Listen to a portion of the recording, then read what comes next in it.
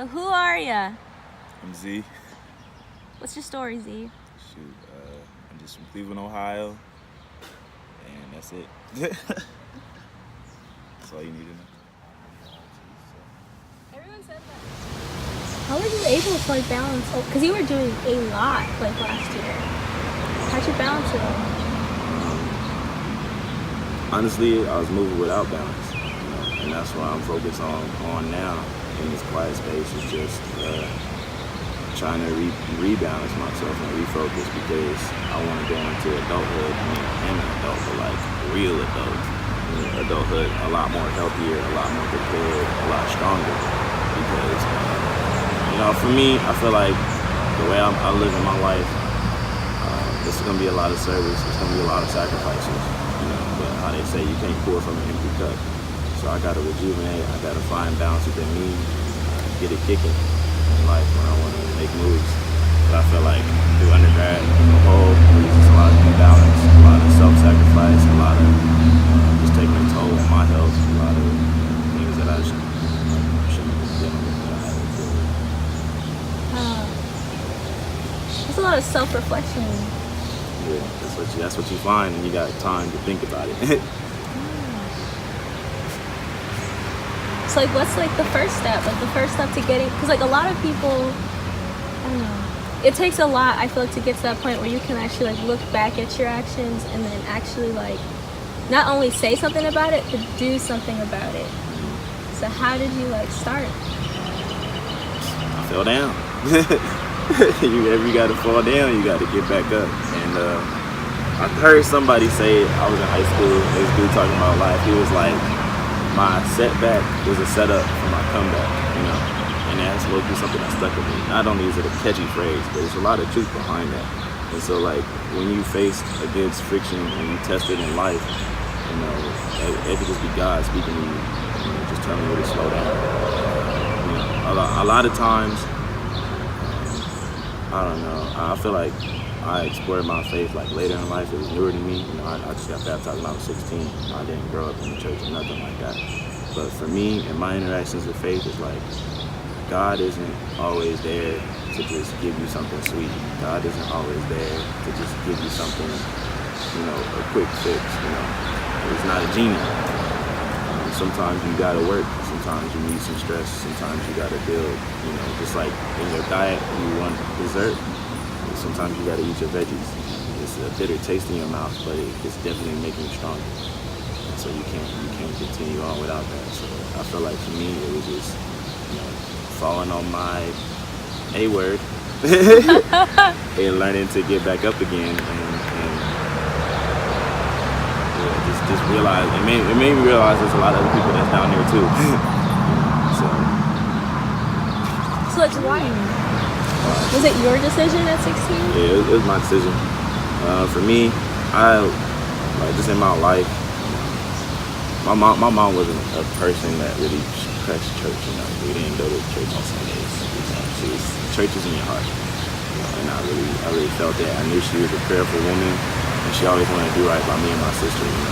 And she didn't have the mindset of God being limited in access. So I really felt that God is everywhere, not just in the church. He's in the trenches, he's in the ghetto, he's in the schools.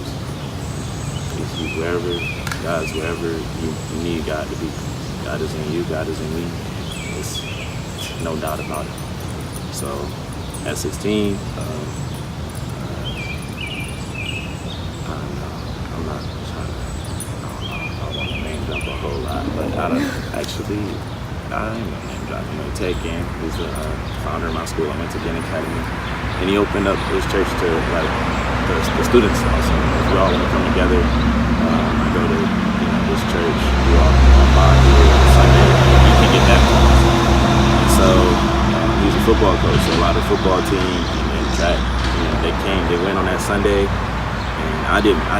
I wasn't on the football team. I didn't get the memo, so I didn't go. But that Monday when we came back to school, we eating our little breakfast or whatever, and I'm talking to all my friends, and they talking about their experiences. Yeah, bro, we all got baptized. At Gear Church, it was 17 black dudes, just turning their life over to Christ and stuff like that. It's like, oh, one dude went down in there, he ain't had no drawers on, like, you got the white gown on. It's like, man, that's embarrassing. So they would just had all these stories and talking about these experiences they were talking about at the lunch table, and I'm just like, I'm gonna go. So I went by myself. It wasn't no, and it was funny too. I thought I was gonna get the same treatment, baptized on the spot. I actually had like one suit at the time, and it was a white suit I wore to my great grandma's funeral, and I put it on. I thought I was looking sharp, and I remember, they do a little altar call. I came down the aisle with my book bag. I brought my swim trunks because I didn't want to get embarrassed. I'm like, yeah, today's the day. They asking me, I turn my life over to Christ. I was like, yeah. And it was like, all right, cool. That's all you need to accept, believe, profess. Yeah, you see, you learn. And then it was like, okay, now you're gonna enroll in this new members class. And my jaw dropped. I was like, what? You mean I'm not about to get baptized today? I gotta complete a 7-week class. I'm like, these dudes ain't do it. But I did it though. I stuck with it. I knew it was something that I wanted to do and really make my life, aligning it with Christ. And I loved it. It was a good decision for me. That is so amazing. I'm not even like trying to oh yeah, I'm getting teary-eyed. It's so that's so dope, because at 16 people are kind of like, I'm too cool for certain things. Like, you don't really want to go for something you're passionate about because you're scared you get roasted. Like out of OSU, being post-grad. Terrific. I've been eating right, sleeping well, living better. Really? Do you ever get moments where you miss OSU, or well, I mean, it's still early. Honestly, I'm probably a normal person to ask that question because I just don't like school. So I'm definitely blessed though. Appreciate the opportunity. I really miss. You were psych. You were a psych. Yes, psych. I was a major in the department, and I'm actually taking a gap year off to do some social work. So I'm applying for jobs right now to be like a case manager. Hopefully, I can go back home to Cleveland, or stick around Columbus a little bit, and maybe I will end up missing school, and so hopefully that'll drive me when I want to go back to school, because I want to get my PhD to counseling.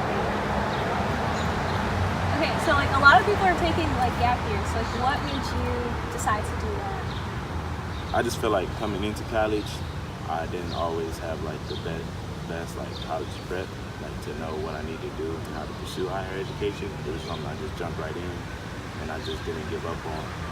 But I feel like for planning out my future, knowing what I want to do for my career and the rest of my life, I wanted to take my time, make a cognitive decision about what I want to do. And I know early on I was really juggling things, upperclassmen and juggling between the idea of do I want to be a teacher? Do I want to go straight to grad school? Do I want to do this, that, and the third, and things of that nature? So I feel like the gap year just gives me time to really settle in, find my niche, and properly prepare for the future.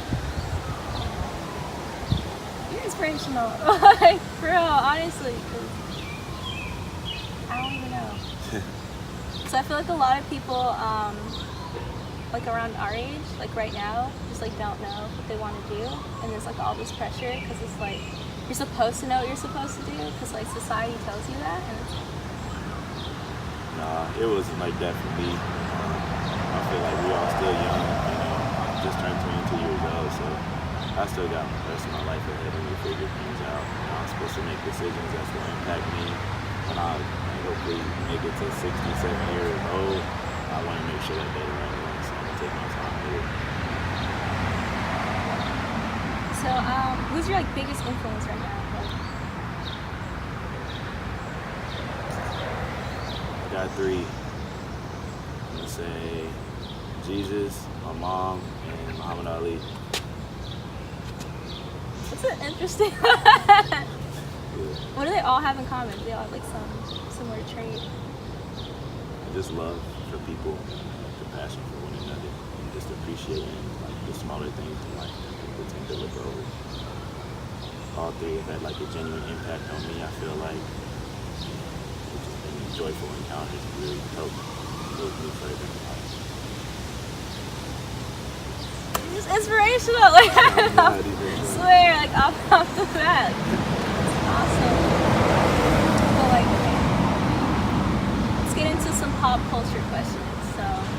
to know, before we continue this, whose side are you on, Drake or Pusha T?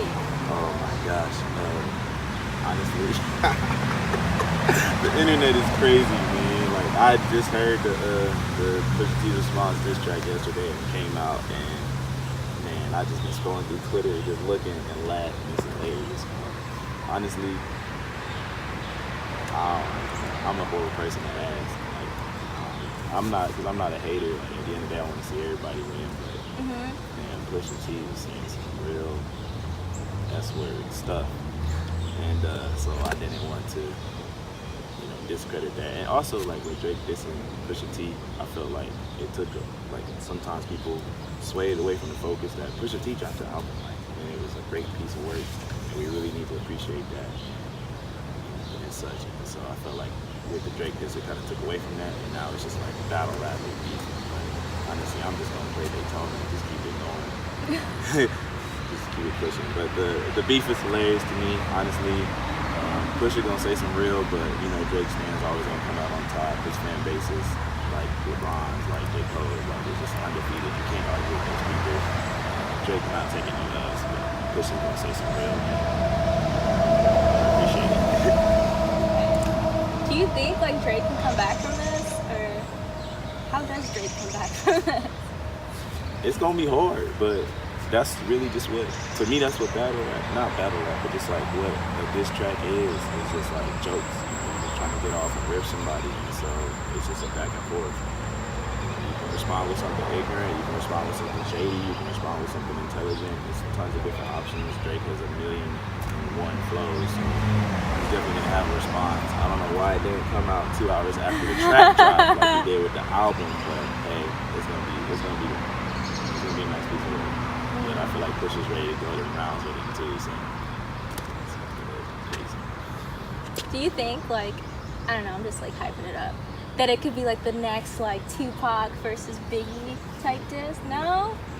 You don't think Drake can come with the The stardom isn't there. Like, Drake and Tupac are like two legends of their time. Drake is a legend of our time. Pusha T is like, his fan base is different. He's not as big in the mainstream. And like, they both were very disrespectful in what they were saying to each other, and I feel like Drake just don't got that. Like, he's just not about to come out, and man, it was just some of the things that Pusha said was just not real. like what he said about 40? Like 40 is gonna die, and like 40 has like multiple sclerosis. Yeah, no, Tupac made fun of somebody with sickle cell, so it's rap. You can't put anything past anybody.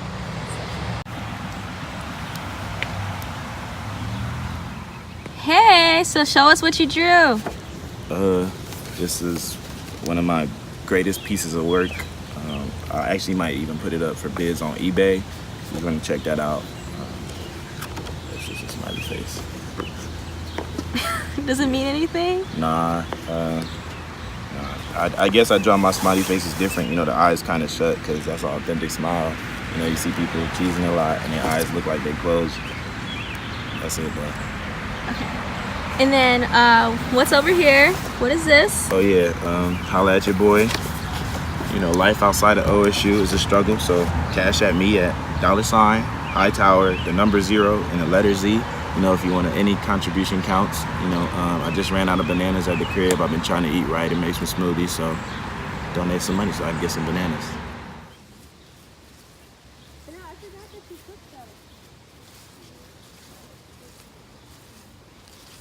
I got a girlfriend, and in my mind, I knew ahead, like, I'm ready to commit, so I want to be with her. And then, I was patient with it, then I finally communicated that, and now we're together. So it's that easy.